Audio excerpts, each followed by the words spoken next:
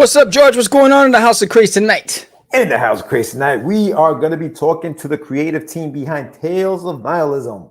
That's right. We're going to be talking to them, and we're gonna do a little continuation on the Craze in 10 or less, where we're going to be talking about winning. So yeah, that's what we got coming up. Stay tuned. Let's get it.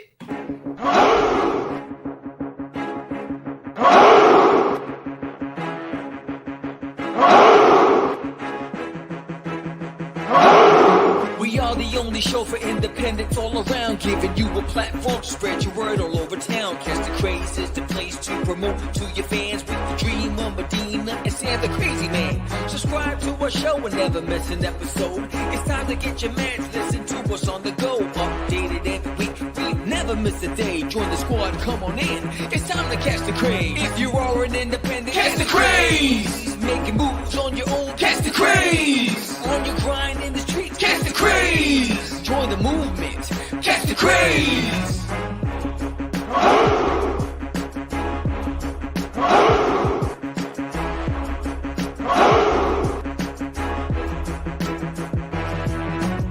Yeah, George, we did it again.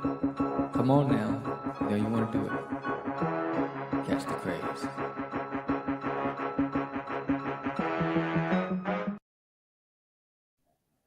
Welcome to Catch the Craze podcast. I'm your host with the most, the Crazy Man Vera, and I am with George, the Dreamer Medina. What's happening, everyone? Welcome to another exciting episode of Catch the Craze. We are live. What up, Lou? We are live tonight. It is Tuesday, August 1st. Paul's in the house, and we are chilling once again. We are going to be talking to a couple of indie creators on a book that they put together called Tales of Nihilism, which is actually on global comics right now. So you want to check that out.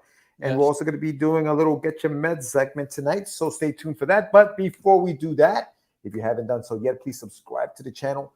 Give us a like, comment, share it, share the video. Let people know we're here, that we are talking about indie comics, and we are promoting indie creators worldwide. What's going on, Sammy?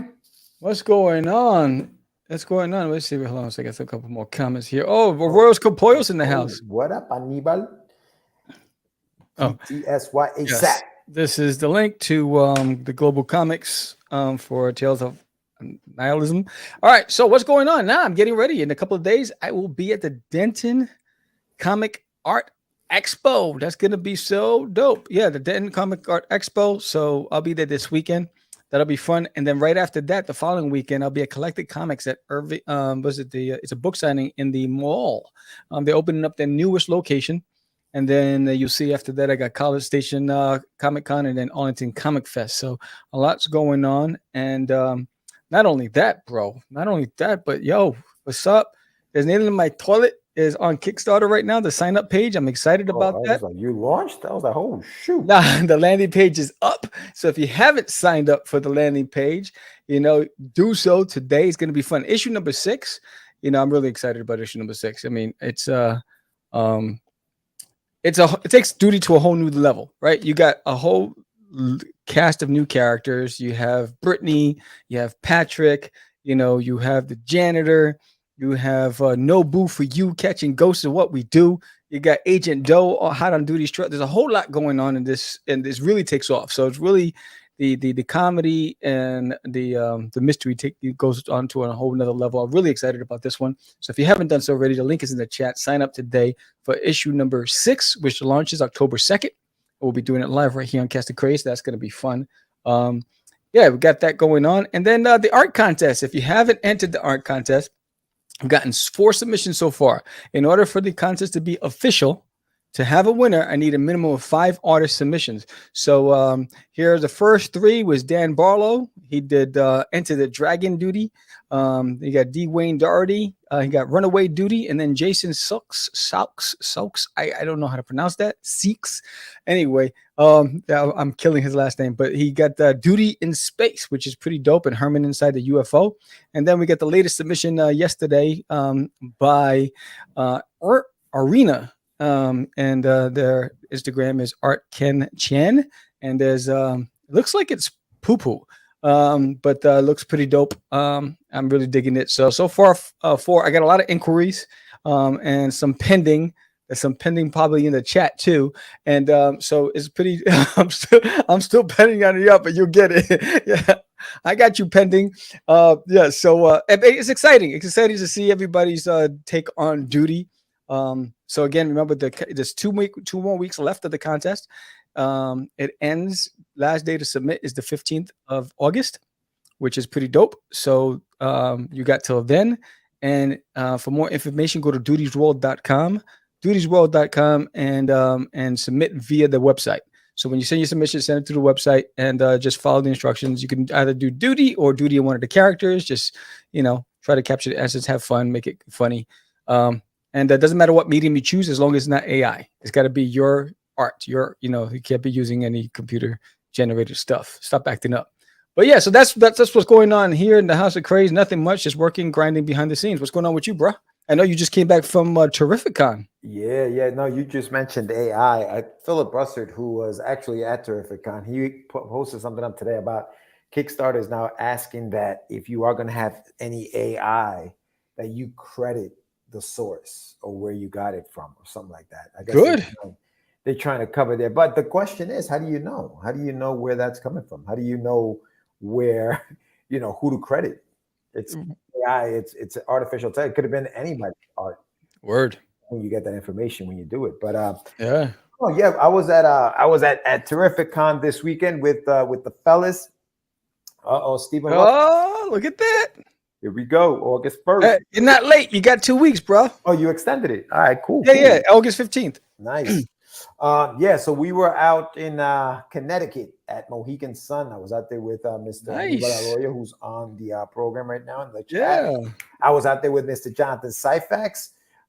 We rolled up together. I rolled up with Johnny, and then Aniba met us up there, and we met some of our buddies up there. Big shout out to KJ Murphy, who was out there, and as was Hector Rodriguez, John Escobals. And the squad, bro. Yeah, they were out there with chilling. Jay and DeSantis, big shout out to him. Philip Bussard was out there. He was walking the floor. He was doing his thing. So yeah, it was a good time, man. We had a good time. It was fun. It's always that's the only thing I miss about being out there is the squad, right? Because that's what we grew up with. All those names, we rose in the ranks together. So that's what I miss. I don't miss Anibal's car breaking down, but I do miss that. Yeah. So he had a little car issue. This is like deja vu. Yeah. I was telling you this morning. We were talking about that when that was going on. We remembered the time we went to the Frazetta Museum. Yes. And how. This is how long ago this was. The car broke down, and we didn't have cell phones at the time to call for help, so we had to walk a few miles to the like a pizza shop or something to use a payphone. That's how long ago that was. Wait, hold on. Wait, Lou says, I needed the art competition extension. I've got issues. I got you. I met. That's awesome. I saw that photo that you posted. That's pretty dope. I watch his videos all the time on YouTube. Sam is my wife's car. Yeah, but that's not the first. That's the third. Remember when we were at I think it was Wizard World Philly? Was it Wizard World Philly where the car broke down and we had the hood open and remember we had to push it. I remember that was the actual first time before Frazetta. Yeah. Holy cow, dude. Yeah, we did. We were pushing that. Why did it break down? I don't even know what happened. Yeah, we were pushing the car. I remember that. Blame the wife. You always have to have 50 cents on you at all times, just in case. Yes, man. Just in case. Dude. Just in case. Yeah, because they were a quarter and they went to 50. But we didn't have phones. We had to go hootie hoo. Yeah, I don't know. I knew you might have not have been there. I know Jonathan. No, it wasn't that. It was. Was it Nunez? No, it was you, me, John, and John was there. Yeah, John. Was it Nunez? I thought it was what's his name? Tracy. The other Alfred. Maybe. I think it was Tracy Alford. Maybe. Yes. Yeah. Oh man, good times. Yeah. Dang, I don't remember that one. Yeah, no. I gotta go back in my pictures in the archives because I got the picture with you going like this and Johnny's looking in the hood with the hood popped open. Controversial picture. Yes, I do remember this. Yeah, Wizard World. I don't remember why it broke down. We used to love Wizard World, bro. Yeah, I think that's when we that was one of the last I think appearances that Michael Turner did at a show. Yes, he Where did an art actually had a demo. panel. Yeah, he had an art demo. Yeah. He gave away some of his art at that time. Yeah, yeah. I remember he was drawing what Soulfire. Soulfire. They were Yes. giving away free issues of Soulfire at the time. Yeah. That was at the very beginning of Aspen. Yes, because I think that's when we took Tracy to Denny's for the first time. Remember he ordered 3 breakfasts? Oh yeah. Well, Yo, I never seen it. I thought it was like a competition. He had Big 3 shout out. breakfasts and everyone was staring at us and he ate everything and he drank all the juices and he drank all his water. And then Yes. comatose in the backseat of the car. Then when we got to the con, we lost him for an hour because he was in the bathroom getting rid of all of it. It was like, Had to make some room. it was like, yo, where'd Tracy go? Had to make some room, dog. His response was he didn't know when he would ever get back to a Denny's, so he wanted to have as much as he could. I was like, "What are you, a hamster? You're just like stuffing it on the side cheeks." Big shout out to Tracy Alford. What's his website? Tracy Alford World. AlfredWorld.com. Alfred World, yeah. Oh, look at that. There he goes. Oh, Johnny, you remember that, don't you? Yes. The pushing of the car. Hell yeah. Yeah, I saw the photo of Johnny playing pool at Terrificon. Yeah. Oh yeah. We had we went down. That was during lunch. That was during I saw lunch. that. Yeah, that was a good time, man. I was living through your photos. Yeah. That show is a really good show to do. Like as a person just go in to see the show. If you're ever like, man, what show should I go check it out? As a fan, Terrificon's a really good show. And not just because of the convention, but because it's in the middle, it's inside the casino. So like if you get bored or if you get hungry, it's not like you have to go outside of the building and you park your car, you got to find another place. No, you got to walk across the street. No, everything is inside. So, and there are plenty of places to eat. I mean, it gets a little expensive. I think we spend most of our money on food. Especially the way Johnny eats. Well, not John. So Aniba had a comment in there about every 2 hours. So Aniba, tell him about my food. Aniba had to eat every 2 hours because he's bulking up. He's trying to. Oh, he's working at the guns. Yeah. So he had to eat every 2 hours. So every 2 hours, we were like, you guys want to grab something to eat? Okay. And we would go out and grab something to eat. So that there was a place right downstairs, right outside, downstairs. Right downstairs, there was like this nice, like almost like an arcade kind of thing. And they had a pool table, they had a bowling alley there, banging music. The music was great. The food was, it was good. It was decent. And so we hung out there for like a couple of hours and then went back to the convention. So as a con goer, it's great. You know what I mean? Hey, what up, D? Yeah. We're just talking about you. We're just talking about you behind the scenes. Yeah. But yeah, man, it was good. It was a good time. And as a vendor, I mean, the guys seem to be having a good time. Oh, we saw Johnny C. Johnny C was there. Yes. Yeah. He had like a whole restaurant going on his booth. The setup. Big shout out to Johnny C, man. His setup. He's got a coffee. I guess there's a coffee shop in his book. Surrounded by Death is the name of the book, and there's a coffee shop inside the book, and so he recreated the coffee shop. I know at the convention, and he was selling his coffee, bro. Yes. He was selling the coffee, and the coffee's really good, by the way. $5 for a cup of coffee. What is he, Starbucks? Hey, listen. Good Lord. Hey, inflation. But listen, it worked. The people were coming to his booth every 5 minutes looking for a cup of coffee in a book. Uber or coffee. He did it. He was doing it. He killed it. And he had just come off of San Diego Comic-Con. Damn. Yeah, no, he's got a travel agenda. I mean, I think the one person that probably hasn't beat with convention appearances is J.M. DeSantis. I think he's doing 40 shows this year. He's doing his thing. Yeah. I was like, yo, dude. He's doing Fan Expo next weekend, the Boston show. So is John. Big shout out to Johnny Syfax, who's in the chat. He's going to be at Boston Fan Expo Boston next weekend. So check him out over there. He's going to have his books out there. But yeah, bro, it was a good weekend. It was a really, really good weekend. I was there. We were just chilling and buying comics and checking out the local artists. We met a few artists. Who did I get a signature from? No, I had a buddy of mine was getting signatures from everybody. Chris Claremont was there. Oh man, Chris Claremont was there. He signs my buddy's, X-Men 141. Signs it in this like pink marker. It looks really cool at the bottom.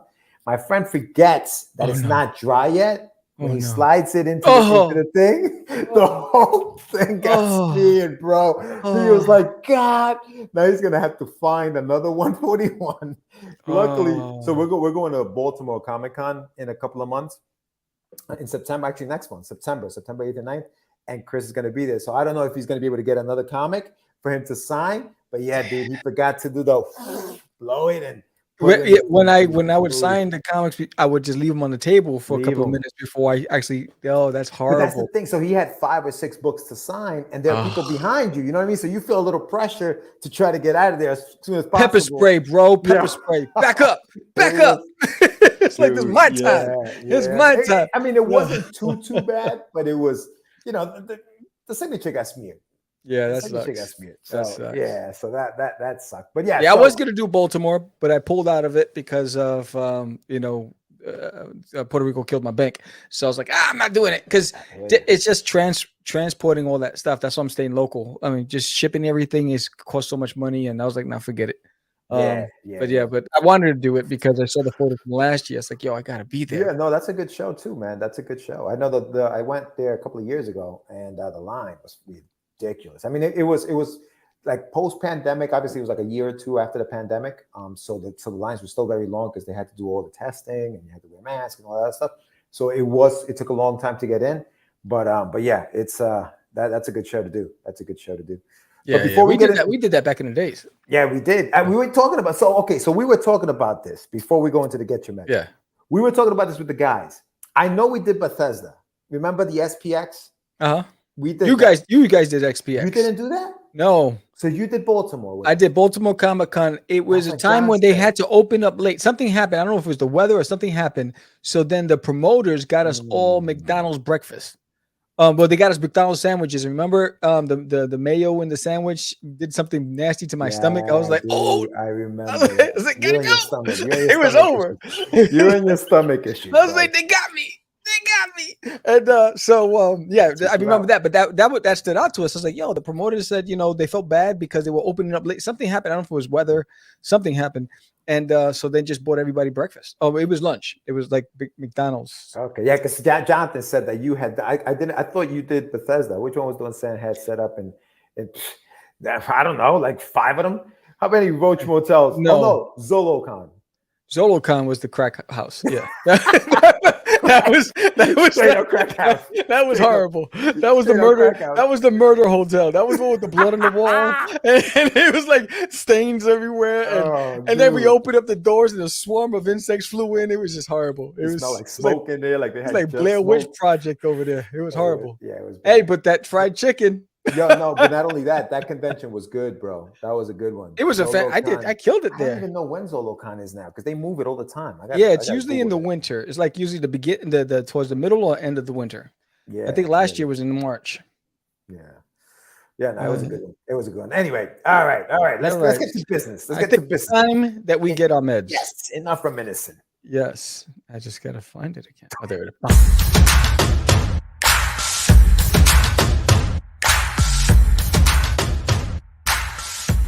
It's time for your medicine. Let's talk about winning some more. Oh, yeah.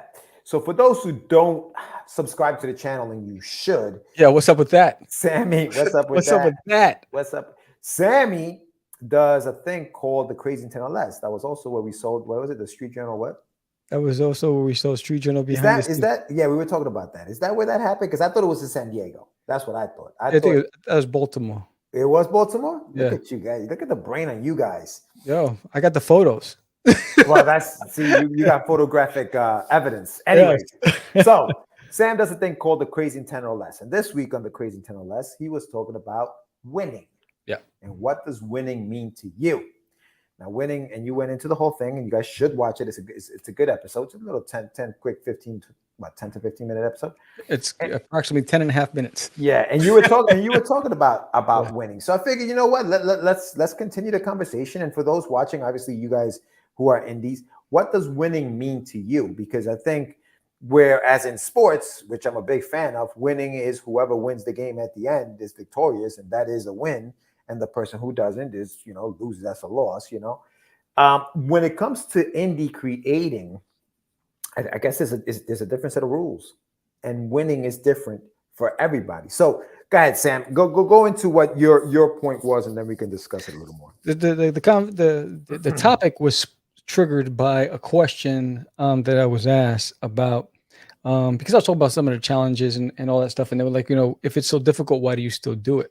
Why do you Just keep? people that you know. Yeah, Just people I know, and I was like, well, it ain't over until I win, right? And that was my mindset. And winning for me is achieving a goal that I set for myself. Right. That's my measurement of winning for me.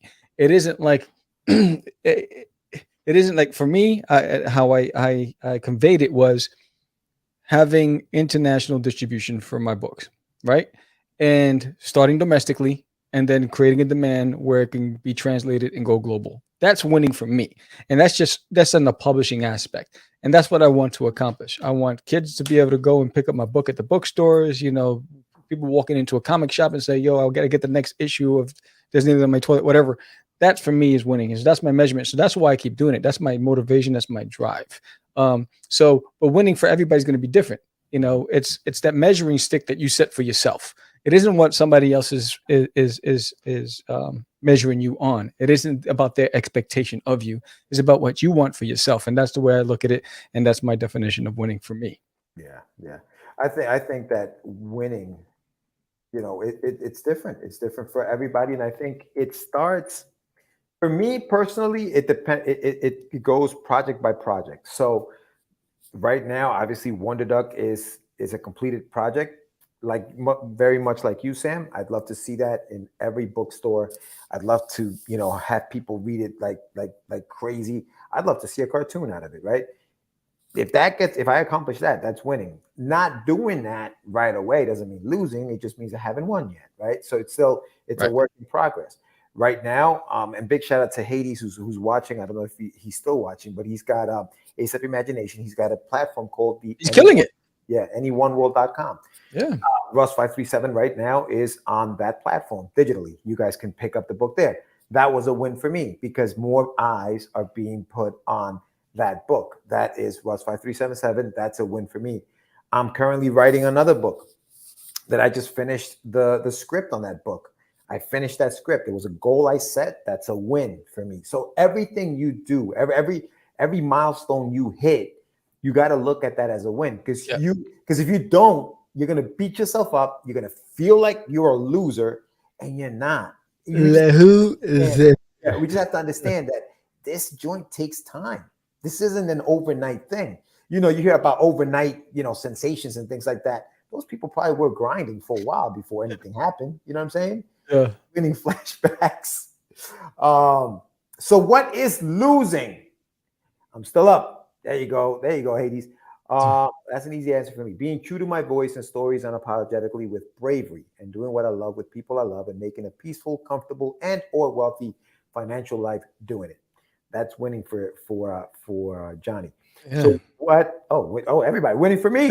Yeah. Pick the book. Goals. 10-episode animated series. Bam. Damn. Yeah. That's nice. Bigfoot knows karate duty crossover. Yo, big shout out to knows karate. So, all right. So that's winning. So Anibal asked a good question. What's losing? What is losing? For me, losing is giving up.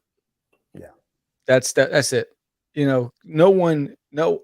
It isn't somebody else or a circumstance or a situation, because ultimately the decisions you make will determine your fate, right? And it's your motivations and your persistence and the courage that you have. Johnny said courage, right? The courage that you have to fight through adversity, keep pushing ahead. And I think for me, it's giving up is the only measurement of losing. And I'm not built that way, which I'm stubborn. And as long as I have breath and I'm able to create, I'm going to create. Yeah, no, I think, yeah, definitely the quitting on yourself. Losing is the day you quit. That's right. Quitting is that. That's it. That's what losing is. You only lose when you quit. No one can beat me but me. Absolutely, dude. Absolutely. And we can't listen. And we have so much control over the output, over what we create. We have so much control because there isn't anybody telling us when to do it, how to do it. You know what I mean? How long to do it. we have all of that control. And some of us don't realize how much control we have. And I think we get in our own way sometimes. We're our own worst enemies. Yeah. You know what I mean? Because there are days when you don't want to do this, man. There are days when you wake up and you're like, why am I doing this? Like, I'm not seeing anything. There's no progression. Nothing's happening. Why am I doing this? But you have to pick yourself up and say, man, you know what? And you know what's happened sometimes? Sometimes it's a message. Sometimes it's a comment. You know what I mean? Sometimes it's like you said the other day, you got a message from somebody who said, yo, I love your book. I picked it up at this convention or whatever. Mm-hmm. I read it. I love it. When's the next one? You know what I mean?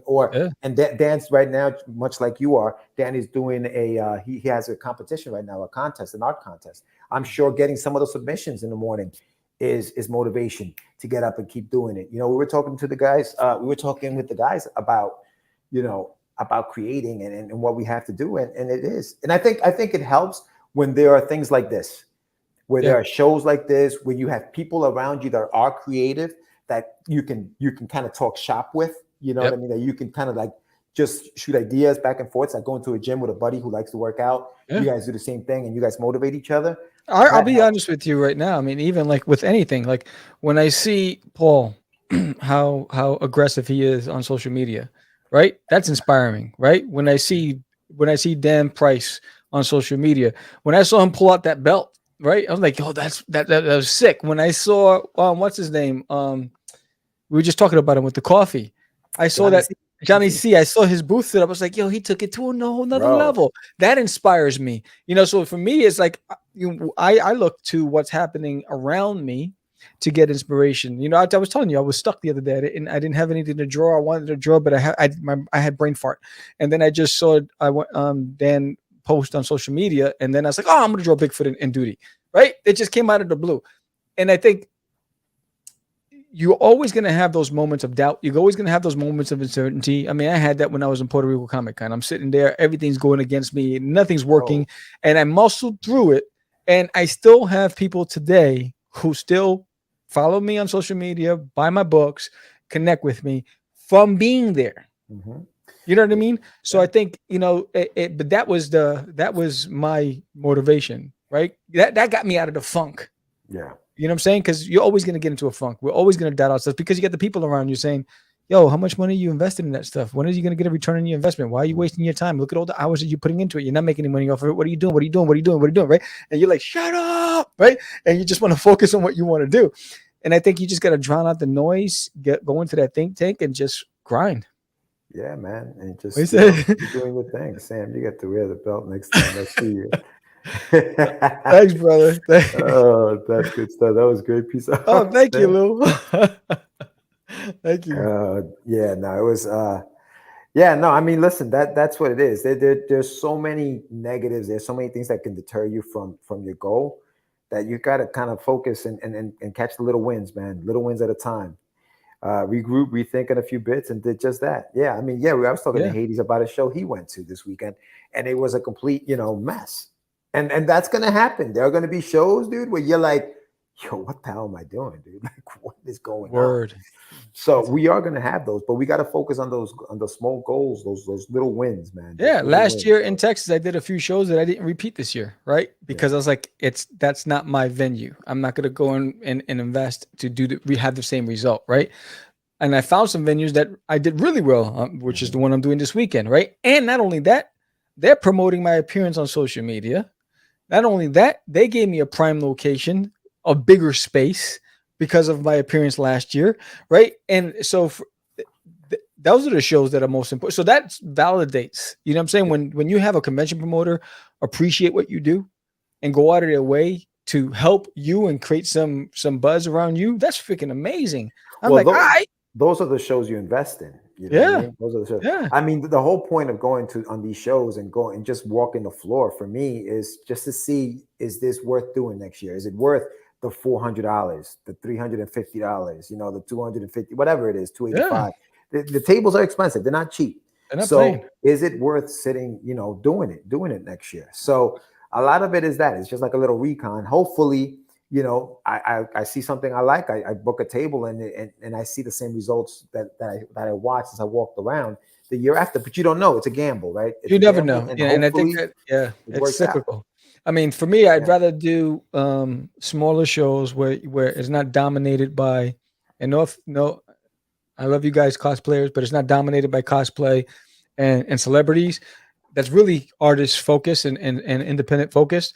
I did a show last year that was supposed to be indie friendly, and it was all vendors. It was all toy vendors and Funko Pop vendors and all these other things, and artists were scattered throughout the place. It wasn't an artist pit, so I was like, and so it was difficult because everyone's collecting. It was all a collector show basically, and so we were an afterthought. So Yeah. I was like, I'm not going to do that again, right? But you live and you learn. Yeah, no. And before we bring in our guests, because we want to wrap this up a little bit, I know the guys are probably getting in the background. I want to just give a shout out to Gleason, who, speaking of conventions that are good for indies, Plastic City Comic Con is coming, and that's a one-day show, August 19th. It's in Massachusetts. So if you guys are in the Northeast and want to check out a show, a one-day show, definitely check out Plastic City. He's got a really cool promo that he's going to be releasing soon. So yeah, check that out. Check out next year, brother. I'm doing Comic Palooza next year. So nice. we need to hang out. Awesome. What was the comment about Plastic City that came up? He says that's supposed to be the point of Plastic City Comic Con. Oh, there you go. There you go. Yeah, See that? You guys were on the same wavelength, man. You said the same wavelength. All right. So then we're at that moment where we're going to bring in our guests. So let's do this. What's up, fellas? There they are. Hey, how's it going? Going on? Good. Welcome to Catch the Craze. Thank you for coming on. Good to be here. Problem. Yeah, glad to be here. Awesome. So really quickly, before we get into your kick-ass book, introduce yourselves. I'll start with you, Stephen, and just introduce yourself to the audience, and then we'll go with you, Joe. All right. Hey, I'm Stephen.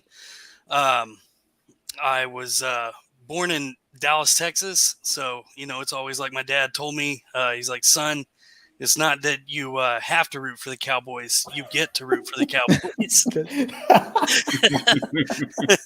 Good man. Yeah. And I'm a UT fan as well. So that tells you what colors I rep, in the Texas area there. That's funny. Nice. But, I've moved around a lot. I'm kind of got like a whole bunch of gypsy blood in me. I've been to about 30 different countries, lived in 5 different countries. I was in the Army for 10 years, Army infantryman. I did a year and a half in Iraq, got shot over there, all that fun stuff. So, dude, thank you for your service, Stephen. Thank you very much, man. Appreciate it. Yeah, no problem, man. It's just, 18, didn't know what to do. And, there it went. Yeah. Yeah. And, I've done a lot of different jobs. I've worked in the oil field. I've worked as an EMT. I've, all over the place doing construction, anything that you could think of. And like the one baseline I've always had is, I've always been a creative, artistic person, like a storyteller type individual. And I've always been like a doodler, a sketcher, just in my free time. And, any moment I got, even in Iraq, I'm sitting here like drawing like a combat monkey on my freaking turret shield and stuff. So that, that's a part of me that I guess for a better, decade, I haven't really leaned into, and I haven't really, given that part of me something to breathe. And I've really reconnected with that since I got out of the Army.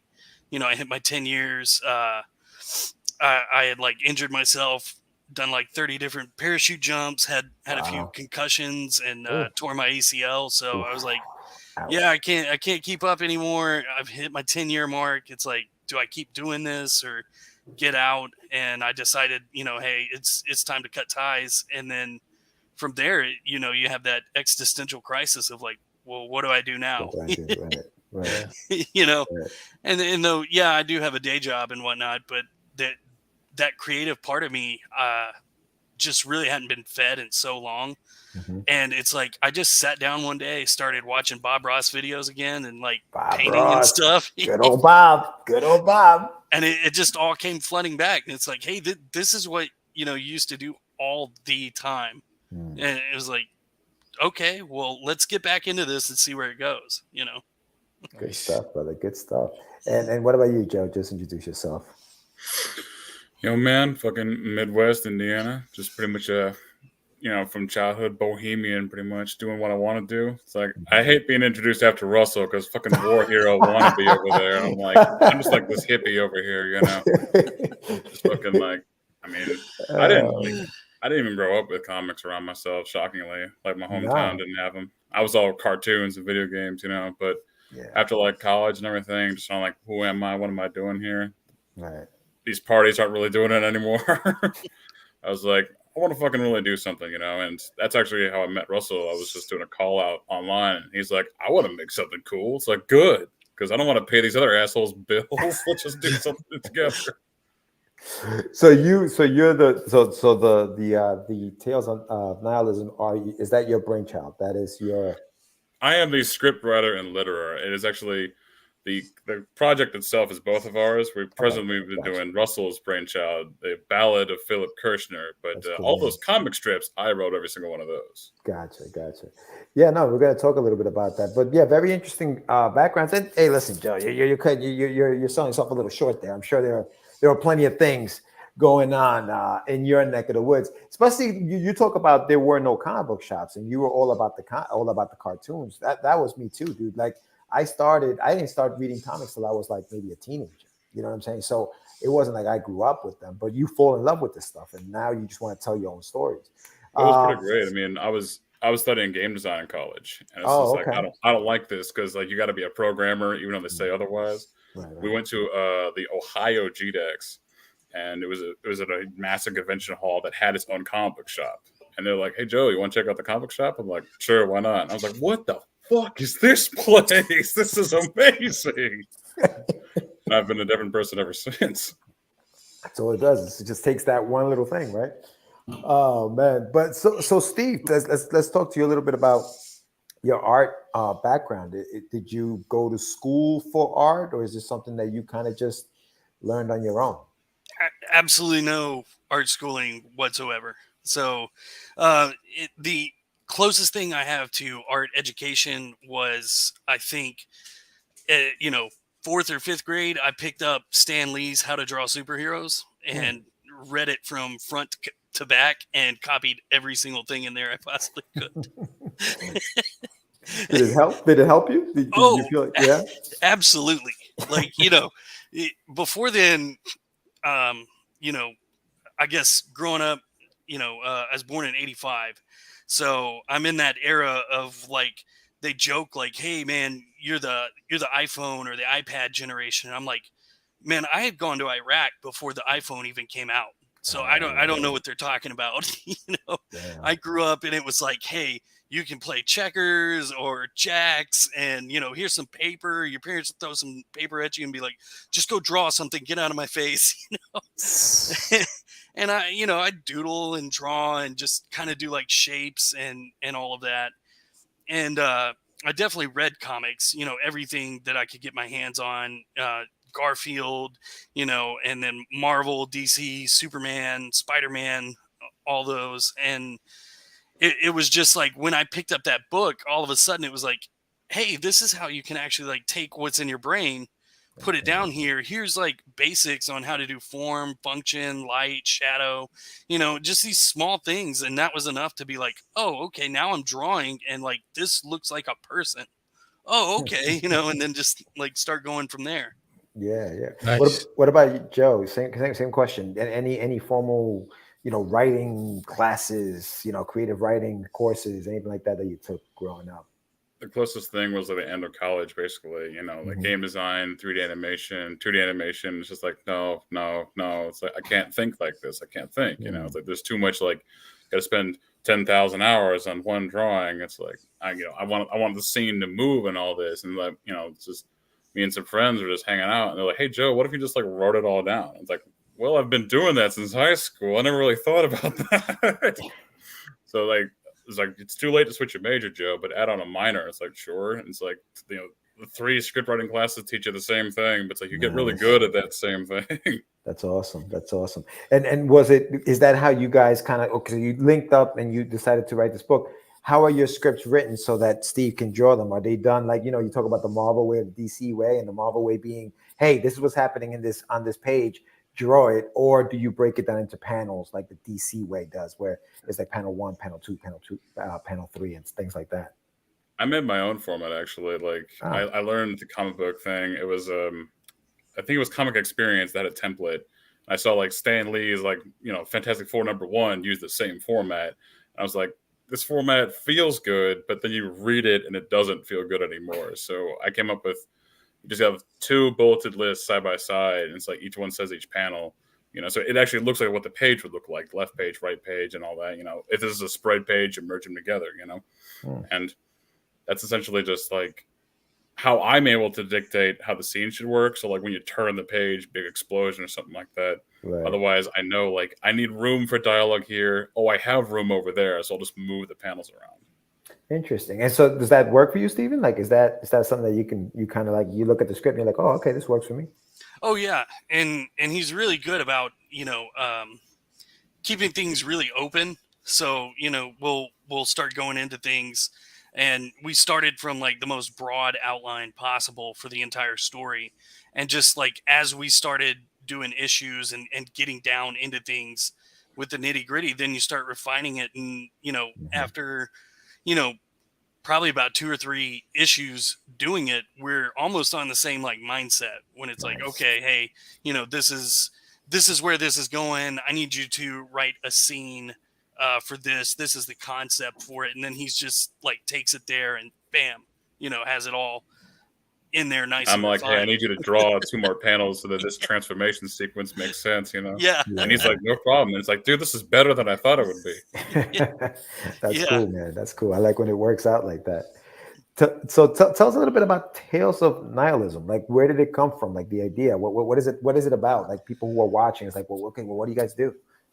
All right. Well, this is the funny story. So the Batman story. Yeah. So all of this got conceived from me and my wife playing Batman Arkham Asylum. We're just sitting around playing this video game, and I was like playing Batman, and I go down in through the sewers, and I look around, and all of a sudden, like over to the left in these sewers, I see this opening into the police precinct, and in that room is the police server room. And I was just like, it immediately took me out of the whole thing. I was like, wait a minute, like a server room has to be kept at like 50 degrees, like dry, like there's no possible way this can work. And so like, once I noticed that, then we just start going around the whole game. And funny enough, we're just like pointing out like OSHA violations with all the buildings and stuff. OSHA violations. Yeah, and you're just like, where's the city inspector for this? Like, where's this person? Like, what part of this, is working in this society? How do these people function at all? He is military. Right. Yeah. Like it just clicked in. Yeah, but that started the whole like premise, because I was already drawing and I'm already like, trying to figure out a story to create. And then I was like, wait a minute, what if I take this to like its most, insane possible meticulous like level that I can, and then tell a story about what it would really be like to live in a world of superheroes and just how awful that would be. Because that's our protagonist. He's just Russell playing the Batman game, being like, what in God's name is going on in this city? That's Philip. That's Philip Christa. That's our protagonist. Yes, sir. Yeah, and we're just starting with that premise, and it's set up like that, not to really have like a I guess like a going like the Boys or maybe even the Watchmen or something like that. It's really to like set this whole world up and show you just how ridiculous, like how much disbelief you have to suspend to actually like get into it. Right. Right. It's not going to like the ugly underbelly of superheroes and they're all jerks or something. It's like the regular superhero world and what it would be like to be a normal person in that world. You're not Peter Parker. You're just that guy from the bank who got gas bombed yesterday. Yeah. Right. Yeah. It's funny that you say that because as I'm reading the book, the take that you guys have on it almost reminded me of like the beginning of Office Space, where he's like kind of stuck in that stupid traffic, and the guy's walking down the street, and he's like, and the guy's walking fast, and he's driving. So your Yeah. protagonist is sitting inside this car, and there's a traffic jam. Why is there a traffic jam? Well, there's a big fight between two, a villain and a superhero happening up ahead that's caused this traffic, and now he's going to be late for work. So yeah, it's interesting, man. That's really cool. That's a really cool take on the superhero genre. So that's kind of interesting. Yeah, and I'm kind of pulling in those aspects of that movie if you've ever seen it. Mhm. Falling Down with Michael Oh, Douglas. right. Yeah. You Another know, one. and just showing like how you ramp it up and just start getting more crazy and more crazy, and you're showing this like, hey, how are people going to be able to pay rent? What's your insurance going to look on your car after the third time you have to turn it in? Right. We're talking about car repairs. Well, if the Hulk is smashing your car every week, that's going to be a hell of a deductible. That's interesting, dude. So now is this like an ongoing series, or what are you guys thinking for the story itself? Because Tales of Nihilism is like, it's almost basically like our own studio essentially, because we also release Tales of Nihilism funnies and short stories. We've already done sort of a compilation short story one and the prehistory story, which features just the life and times of a caveman. So the Ballad of Philip Kirshner is our current main narrative, and we're going to be following that until we're going to have 8 issues for the first run, and then it's going to keep going from there as long as Russell keeps having ideas, pretty much. But we're gonna, I'm gonna be the head writer for our next series coming out next year. Okay. Can you talk a little bit about that yet, or no? Not yet. It's still. I put a few things online here and there, but it's just called Furthest from the Stars. It's a sci-fi epic not epic, but you follow what is it like to be the villain's minion, and what that means for your position out in the hostile environment of outer space. Okay, nice. I like how you guys are thinking outside the box, right? Like it's like, we get the same stories, like like you said, it's the boy, the boys are the boys, then you have the Watchmen with the Watchmen and stuff like that. You guys are taking it from regular people, the people who buildings blow up and they're on the ground and scurrying away, the background characters that we never know what happened, like what happened to those people, how did their lives change, because of that one thing that this superhero did. Over here trying to save the people of the city. There are always going to be casualties, and so that's interesting. You guys taking that take. And I think there's always this like attraction to take these characters and like turn them into heroes or villains, like turn them into full like super villains and be like, this is their origin story. Superman like stopped you at the bank and you slipped on some sludge, and now you're this toxic villain or something. But we're coming from that area of like, no, like in everyday people's lives, these kind of like incidents happen. This kind of like trauma happens to people. This kind of like craziness goes on a normal basis, and people don't become their own superheroes and their own supervillains. Like they don't rise to those occasions. They just keep going on with the world. And so, we're trying to like pull in those like cultural aspects as well. Add a little bit of philosophy in here, and a little poetry to it as well. Nice, dude. Yeah, no, looks great. Hey, what's up? Wow, we got some Twitch watchers here. This looks great. For those who just started watching, we are talking to the creators and the creative team behind Tales of Nihilism. We're here with Stephen Russell and Joseph Miles Pittman. Dude, yeah, this looks great, man. This looks great. You guys are on Global Comics right now, globalcomics.com. Where else can they get the book? Right now, that's our sole platform. But talking about Plastic City Comic Con, that's going to be our unveiling of the first physical issue. Awesome. We finally, we went to Comics Wellspring and we did our publishing, got our proof, and proved that, got our 25, copies of it. And it's like, all right, let's see if we can dip our toe in the water. Good for you. So you guys are going to be at Plastic City, August 19th, right? Yeah, it's the one-day show. Awesome, dude. Yeah, that's exciting, man. So you guys have your books ready to rock. Now I know that online it was black and white. That hasn't changed. It's still a black and white book. The Right, printed right now. versions, we did get a colorist for the prints, you know, and they're Oh. absolutely gorgeous too. So if you want the first color versions of Tales of Nihilism, come on over to Massachusetts, Fitchburg. Nice.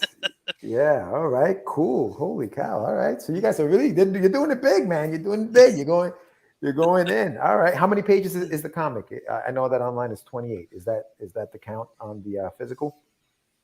Yeah, we go for standard. Like our stories are 22, and then we got like a couple ad pages, a couple joke pages in there, and like Yeah. So they never ruin the story. Don't worry about that. You know what I mean? we don't break our own stuff for some advertisers. yeah, they kind of fit in. I noticed that you guys kind of fit it into like the narrative a little bit. You know what I'm saying? As you guys post that stuff up. That's also very interesting how you guys have managed to do that. I love the world you guys are building, man. You guys are building a great world here. Are you going to introduce more characters into this? Like Philip, I know he's got the girlfriend and stuff like that. He's got but are you incorporating any other Philips, so to speak, into the world?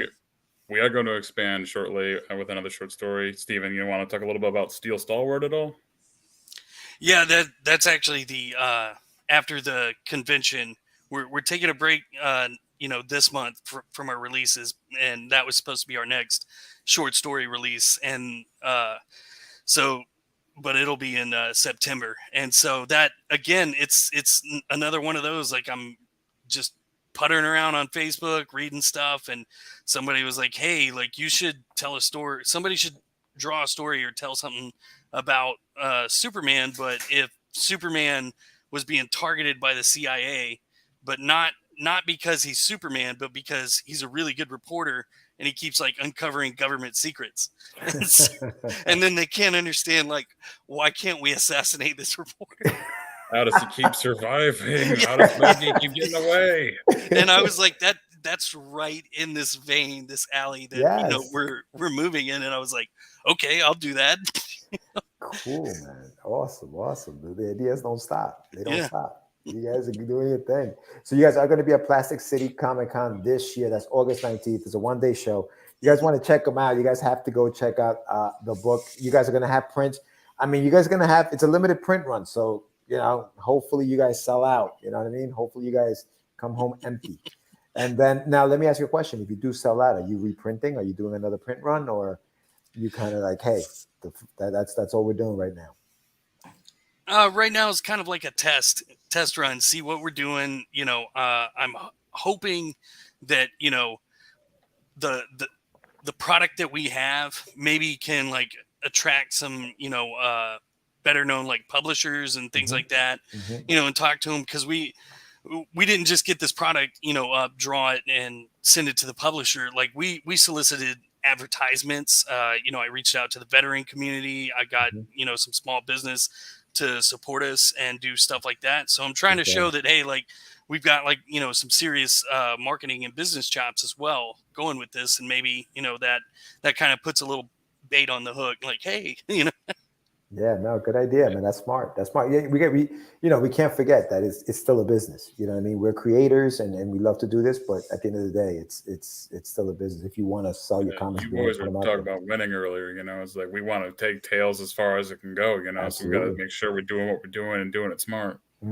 Yeah. And it takes steps. But this is a big step for you guys, and I'm happy for you guys. I'm happy you guys are doing this. Not too many people take that plunge into printing and getting it out there. You guys colored it. It's all colored. So it's, you guys are doing your thing, man. Thank you so much for sharing that with us. But so Plastic City Comic Con, then you're taking a break. You're coming out with another book.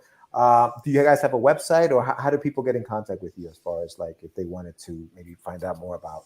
We're on Twitter. We're on Instagram. Of course, Global Comics is our primary source of the book. We respond to any comments you people want. We love to talk. Yeah, and we even have a Gmail as well, Tales of Nihilism Gmail. We put up on the Facebook and all the socials. It's like, hey, if you guys, anybody out there wants to advertise with us and through us, we always keep like a page in the back for our supporters and all that kind of stuff. And we have some good donators, and it's all that, like, when you build something that people see as special, it's like, hey, you work and try to build a community around that. Yeah, yeah, no, good stuff, man, good stuff. But thank you so much, guys, for But yeah, coming on. We really appreciate you guys. No And problem. It's good being here. yeah, I'm actually going to try to make that trip out there for the day. So hopefully I'll run into you guys. Do you guys know Heck what yeah. any booth tables or anything like that? Do you guys any like table numbers? You know where you're going to be located yet, or I don't think he's. I don't know the table number. I do Yeah. know it's on the second floor. Okay.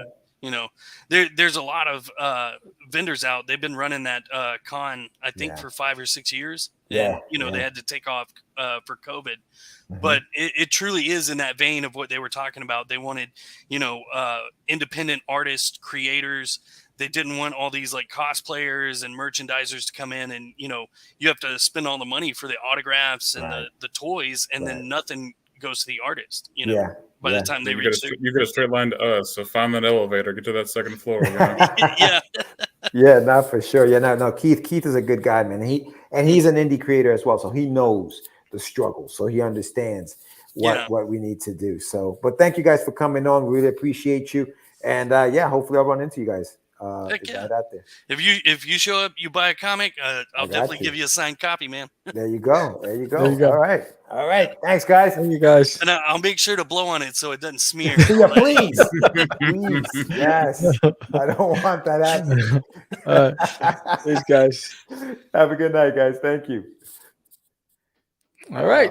That was the fellas. That was a Good squad. dudes, man. Good dudes. They Yeah. they have a plan. I like it. I like the plan. I like the concept behind the book. You know what I mean? Here, you know, another two creators doing the thing, man. What Doing did, the what did Hannibal Smith always say? thing. Hannibal Smith. Oh yeah, what did Hannibal Smith always say? I love it when a plan comes together. Yeah.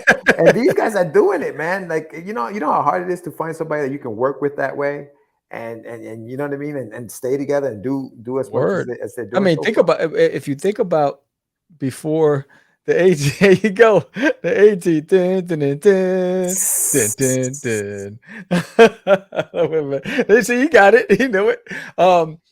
Man, before we met, I worked with Oh, yeah. probably like maybe I 15 remember. different people, You bro. were like Menudo, bro. You were Yo, I dropping was numbers. Ricky Martin. I couldn't find the right group. I said, upside, inside out, living la vida loca. It was crazy. Yo, they got a good documentary on them, linking them to the Menendez brothers. You ever seen that? On I think it's on. Hulu. No, Yeah, that's kid. crazy. Yeah, check them out. True story. In high school, my sister was a big Menudo fan. So she, and back in those days, buttons were the big thing. Yeah. All of so my sister had all these Menudo buttons, and it was the craze. The girls all loved it. So I used to snatch my sister's from her room, and I used to give it to the girls to get dates. I was like, I got a button. Can I get a kiss? Wow, your sister must have been like, yo, where are my buttons? Oh man, it was over. It's same thing with New Kids Man. on the Block, man. I used to take her New Kids on the Block swag, and I used to give it to the girls. It was like, my sister would always go to the concerts, and so she would come home with all this stuff. I was like, "Thank you, I'll take that. I'll take that." I said, "This was for Brittany. This is for Yeah. Monique. This is for." Yeah, Donnie Wahlberg in the Bronx. I met Donnie Wahlberg. Did you? Like little Italy in the Bronx. Really? Nice guy, dude. He's buying some like cold cuts right at the deli, and I'm sitting there with an older gentleman I used to work with, and his daughter's was 30 something, like the age that maybe like in the 40s or whatever. Right. So he looks and he's like, "Yo, is that guy from that boy band from the like 90s?" And I'm like, I look over, I'm like, "Oh shoot, that's Donnie Wahlberg." He's like, "Yeah, let's go talk to him." So he goes up to Italian dude. He goes up to talk to him. He's like, "Hey, Donnie," and Donnie turns around. He's like, "Hey, what's going on?" He's like, You mean Donnie Wahlberg or Mark Wahlberg? No, Donnie. Donnie. Okay. Yeah. So he goes, "My daughter's a big fan," and he's like, "Oh yeah, let's give her a call. You guys, can she FaceTime?" So he calls her up, and this girl picks up the phone. Her dad picks. He's like, "Hey, I got somebody that wants to meet you." She turns the phone to him. This girl went crazy, bro. I think she fainted on the phone for like 5 minutes. She was like, "What?" And Donnie was just talking to her like, "Hey, how come I didn't see you at the last concert?" Like he was just like straight up like flirting with her. Like, you see, if it would have been me, I would have grabbed the phone. I was like, "Listen up, everybody. If you want to take a chance, wow. just get on the floor and do the New Kids dance." Yo, start dancing, bro. Get up and dance. Like, the hanging top. Terrible. Terrible. That's what I would have done. I was like, "Come on, Donnie, step up your game." He said he met Mark Wahlberg in the elevator. Snap. I said, Nice. "Dude, that's Yes, dope." dude. Hilarious dope. movie. Yeah, he was the coolest dude, bro. He just got on the phone. He's like, "Let me talk to your daughter real quick." She loved it. She was like, "What the hell?" Yeah, but those guys are funny, man. Yeah, I know. Donnie Wahlberg and them boys. Yeah, I mean, that was the, I mean, that was they were the, I mean, that was the craze in high school, bro. Oh, It yeah. was like, man, it was Menudo, it was Donnie Wahlberg. There was what's his name, Rico Suave. What was that guy? Gerardo. Yeah, yeah. Then he came out of nowhere. The It Pride was of like, Ecuador. yeah, and then it was soap operas. Back then, everybody was like, it was like freaking All My Children and General Hospital and Frisco and Tina.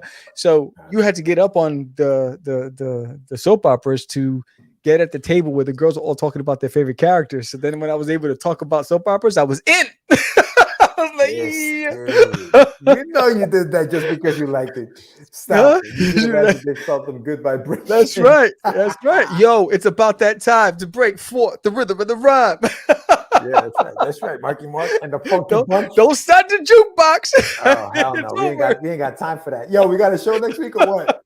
we got a show next week. Oh, Sam. We got a show next week. Yeah, I think it's karaoke night next week. Let me see. Oh, can't wait. Bring your What's song, son. Let's see. Who do we got? Who do you got next week? Let me see. Oh, yo, while you look for that, did you find it? Yeah, scheduled events. So let's see. Next week, we have Samuel. Oh, look at that. Another Samuel. Samuel Willis. What are you talking about, Willis? What you talk about, yeah, Willis? So Samuel Willis did not provide any information of why he's coming on the show or anything. I have no links. I have no reference. Nothing. Yo, Samuel, you watching this? What's up with that? Man, ow, jeez. Like, what are you doing? Come on. I don't even know who you is. We got some unknown coming on the show. I don't know who he is. Well, listen, while Sammy goes on his rants, I just want to remind everyone. So Plastic City's August 19th, August 24th and 25th. Big shout out to Mr. Hades, who's having a virtual Comic-Con on the 24th and 25th. He actually wanted you to do like a little section called Sam's Song. Oh, remember really? that? Where that's right. Yeah, where you would sing like a bit of a song and people would have to guess what the song was. That's but right. It never happened, but I think that would have been a lot of fun. But if My you guys, bad. if you guys, I mean, you're busy, dog. Yeah. But if you guys check out ASAP Imagination's YouTube channel, and on August 24th and 25th, they're gonna be doing some fun stuff. Yeah, man. And don't forget, man, if you haven't done so already, sign up for the launch of my Kickstarter, book number 6. Book number 6. That's a milestone for an independent, bro. I'm just saying, support the underdog, right? Winning is everything. So, yo, the link is in the chat. Sign up for issue number 6. If there's anything in my toilet, be there or be square. It's gonna be fun. Duty is taking it to a whole nother level. It's gonna be fun. I'm excited about it. And if you're in Texas, man, come down and meet me this Saturday. This Saturday, damn, I'm going to be at the Denton Comic Art Exposition Saturday. And then August, bro. Jesus. Yeah. And then the week after, I'll be at the Collected Comics and Games new store opening as part of a chain. I think it's their 4th store in the mall. I'll be there with Ben Dunn and Paul Gomez and Keel and a whole bunch of other people. It's going to be so dope. It still can happen in the future, Sam. Yeah, man. Yeah, I'm down. I'm D. Yeah. And so come down there, check it out. And again, if you haven't done so already, you still have time to enter the art contest. It's extended to the 15th. Deadline is the 15th. We already got 4 submissions in, and I'll show you those submissions and give the creators a shout out one more time. I just updated this. So we got 4 submissions from D. Wayne Doherty, Dan Barlow, Jason Sooks, and Arena. So Dan Barlow submitted 2, Cowboy Duty and Enter the Dragon. D. Wayne submitted 2. Jason submitted 1, and so did Arena. So you still have time to enter the contest. Go to dutiesworld.com, follow the link, enter the contest. Remember, it's $100 plus 4 30-second commercials on Cast the Craze podcast on 4 different episodes. Promote your commercial you create, you send it to us, whether it's video or audio, and we'll play it on the show. And you get a 1-hour uninterrupted interview, just you and your plight and your journey. And then you get featured into issue number 6, your mugshot, your bio, and your art featured in issue number 6 and on the website unduty'sworld.com. So it's all this stuff backed into one, and everybody who enters will be interviewed on Catch the Craze podcast. So we'll schedule you all for interviews. And your art will also be in issue 6. You won't have a featured page, but you'll also be featured there with your name and your social media contacts, and also be featured on duty'sworld.com. So you'll get some promo, but you won't win the big cash prize. So yeah, it's fun. It's just fun. I hope that you guys enter. I'm loving what I'm seeing so far. It's exciting. And if you haven't done so already, subscribe to the channel, hit that like button, share it with a friend. When we grow, the independent community grows, and that's why we do it. We're the longest running independent comic book podcast show on the planet, and I stand by that 100%. And Catch the Craze, founded 2005. Man, we old. So in a minute, 6 minutes, Dougie Fresh, you're on.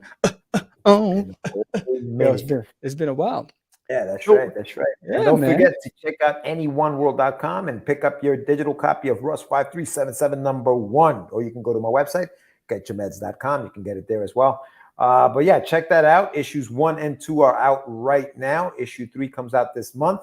So get caught up on the action. Yeah, man. Yeah. But yeah, that's all I got for tonight, dog. Yeah, so I mean, everybody in the chat, thank you so much. Ryan Medina, Stephen Russell, Paul, Aurelius, Dan Price, Valdez, by the way, and Diggs, by the way, I guess BTW, Lou Pons, Johnny, Anibal Arroyo. I mean, everybody. I hope I didn't miss anybody, but thank you all for joining us tonight. We appreciate every single one of you. Thank you. Thank you, Lou. Thank you, Lou. Yes. Appreciate you. You're the best. So with that said, what Paul says about you. what Paul says about you, I don't know, man. That's a flying chancleta. Right? With that, I'm Sam, the crazy man, Vera. George, the Dreamer Medina. And Peace. we are out. If I can find the clip.